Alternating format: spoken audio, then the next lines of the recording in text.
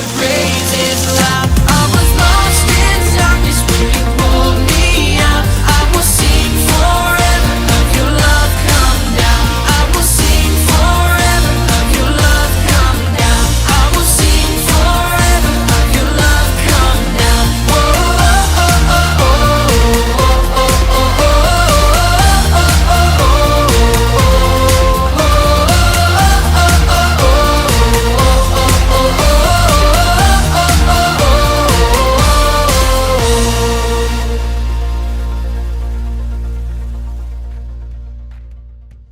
Hallo julle, dis so lekker om terug te kan wees en weer saam met almal so op 'n Sondagoggend te kan kuier.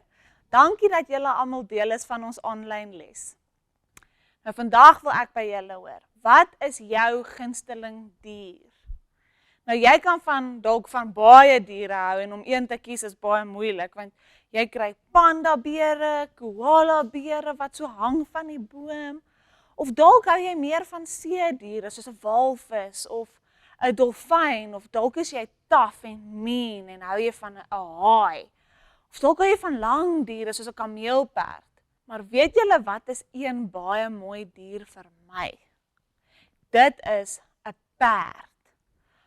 As hulle so hardloop en die wind waai deur hulle hare en jy sien net hoe vinnig hulle is en hoe sterk en groot 'n perd is. Dit maak 'n perd vir my ongelooflik mooi. Maar weet julle wat is een dier wat ek dink ons baie keer van vergeet? Wat ek nog nooit iemand hoor sê het is hulle gunsteling dier nie. Dit is 'n donkie. Ek dink dis omdat donkies sulke vaal kleur is. Jy weet, hulle het nie regtig mooi hare nie. En ek dink donkies is ook baie kleiner as perde en hulle is nie regtig so vinnig nie. So dalk as jy van stadige diere hou, sal jy van 'n donkie hou. Maar gewoonlik hou ons van groot, sterk, vinnige diere. En so 'n donkie is nie regtig groot of vinnig nie. Dalk dink ek hy is actually baie sterk, maar dit maak nie eintlik saak as hy nie vinnig is nie, nê. Maar weet julle wat is 'n donkie? Hy is ook baie hardkoppig. As hy nie vandag wil loop nie, gaan hy nie loop nie. Waar 'n perd kan jy nog mooi leer en hy sal doen wat jy sê en partykeer moet jy bietjie streng wees, maar gewoonlik sal hy doen wat jy sê. Maar 'n donkie, hy is ongelooflik hardkoppig. Nou vandag se storie gaan oor 'n donkie wat net baie graag wou spesiaal wees soos 'n perd. Jy sien, niemand het regtig gegaan, donkie, kyk hoe cute nie. En hy het daarna verlang, hy wou net spesiaal wees, hy wou deel wees van iets groter. Hy het gedink as hy 'n perd kon wees, dan kon hy konings van een dorp na die ander toe ry, en mense sou na hom kyk en dink, wow, kyk hoe mooi is hy.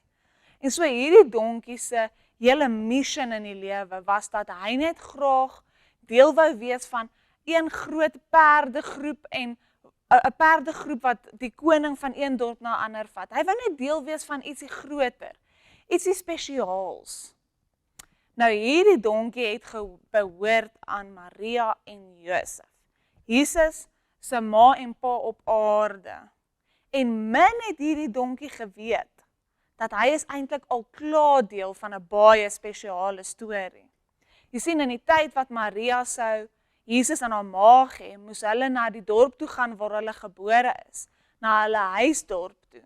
En dit was baie, baie ver. Vir Maria en Josef was dit dae lank se reis. En vir Maria wat 'n babatjie in haar maag het, was dit baie verder as wat almal gedink het. En sy kon nie loop soontoe nie. En so besluit Josef, dis oukei, hulle gaan hulle donkie saamvat. So ry Maria op die donkie se rug. Nou hierdie donkie het gedink Maria en Josef is doodgewone mense net soos hy. En hulle was, maar daar was ietsie baie spesiaals binne Maria besig om te gebeur, wat die donkie eers later sou besef. En nou op hierdie reis na die dorp waar Josef en Maria gebore is, hoor die donkie baie stories. Stories wat Maria vir Josef vertel en Josef vir Maria. Maar een van hierdie stories was eintlik ook 'n baie spesiale storie. Dit het gegaan oor Elisabeth en Sagaria. Nou Elisabeth was Maria se niggie. Elisabeth en Sagaria was al baie oud gewees. En Elisabeth wou baie graag 'n kind gehad het. Maar sy kon nie kinders kry nie. En haar hart was baie seer daaroor, maar dit het nie haar of Sagaria gekeer om te doen wat die Here sê nie. Ek lees vir julle Lukas 1 vers 6 tot 7. Sagaria en Elisabeth het reg gelewe voor God. Hulle het al die Here se bevele en voorskrifte nagekom. Hulle het nie kinders gehad nie, omdat Elisabeth onvrugbaar was en hulle albei al oud was. Maar Elisabeth wou baie graag 'n kind hê. En so eendag vertel Maria vir Josef, terwyl Sagaria in die tempel is besig om deur die Joodse seremonies te gaan en hy was besig om wierook te rook, verskyn daar 'n engel aan hom. En Sagaria skrik homself boeglam.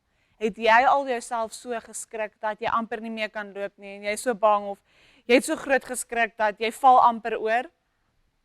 Dis hoe Sagaria gevoel het. Maar die engel sê toe vir Sagaria, moenie bang wees nie. Ek is hier met goeie nuus. Elisabeth gaan 'n kind hê. En sy gaan vir jou 'n seun gee. En hierdie seun gaan goed wees vir die Jode. Hy gaan goed wees vir die Here. Die Here gaan hom gebruik. Maar hy mag nooit enige sterk drank of drank drink nie.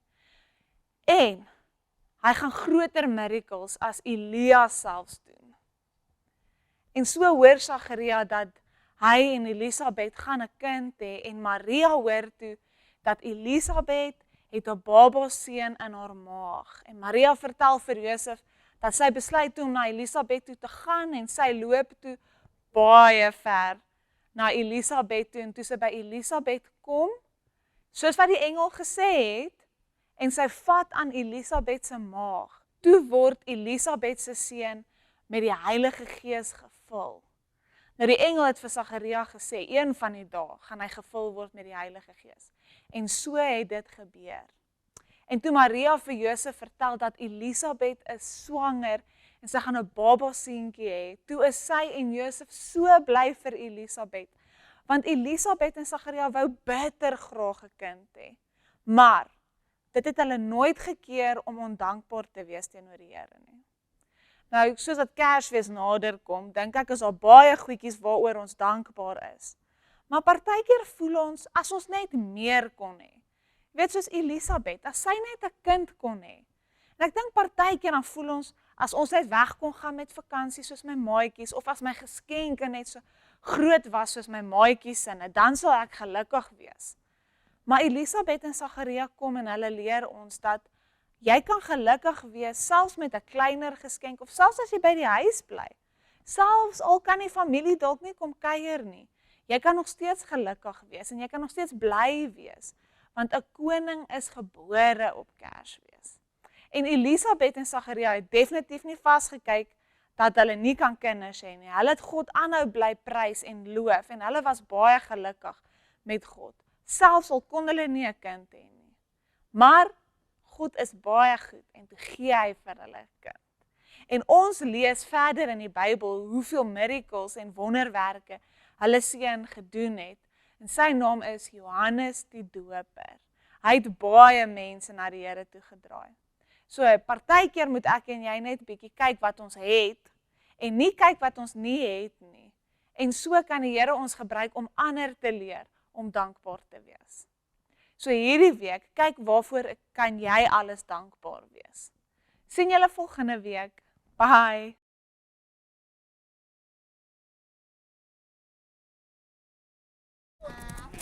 Bo? Mary, you're in danger. You need to listen to what I'm about to say extremely carefully. You ever feel like he's trying to talk to us? Oh, she's not getting it. Okay, new plan. Can you two act like dogs? What do you think? Yes. I do a great dog. Dogs are my fourth best animal. Great, just follow my lead. Look at me, I'm Mary. I'm so pregnant. I'm Joseph. I'm in a bad mood. Da da da da da. Wait. Is that supposed to be me? It's totally you. Oh no, look! Here come the dogs! That's you guys. Oh, Oh no! They've got me! If only a certain donkey had warned me! There's something seriously wrong with those animals.